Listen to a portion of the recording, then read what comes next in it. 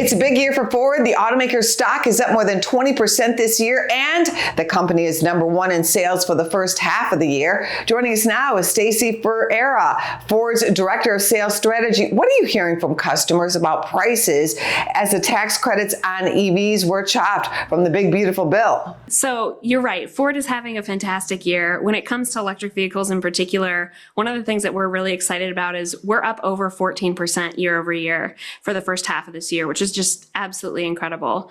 From a consumer perspective, there is worry about what happens in September when the tax credit goes away. And so for us, we're really committed to making sure that our vehicles continue to be affordable for customers. We've got a lot of really great incentives out in the marketplace right now, not only incentives on the cars themselves, but then also things like the Ford Power Promise that are allowing consumers to get a complimentary home charger and standard installation that's really just making these vehicles that much more affordable and saving folks a lot of time and money. Ford just ramped up its sales plan with 000.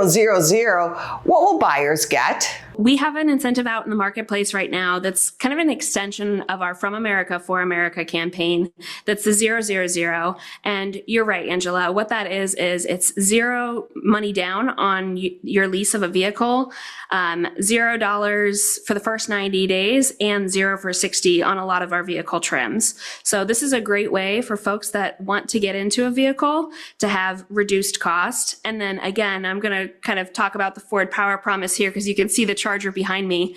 One of the great things with this too is, especially when folks are interested in getting into an electric vehicle, sometimes they have the question of, well, how do I charge this? And 85% of our customers are actually charging at home. So being able to get that complimentary home charger and that standard installation covered by Ford is a great perk that just reduces that cost to get into an electric vehicle. How are electric vehicle sales going? Yeah, so when you look at electric vehicle sales at Ford, last year compared to this year, we're selling more electric vehicles than we've ever sold before. And so that's a huge stat for us, which is consumers are really excited about these electric vehicles that are out on the marketplace, kind of regardless of what's happening with the tax credit. We've got a lot of the great incentives that are helping people get into these electric vehicles.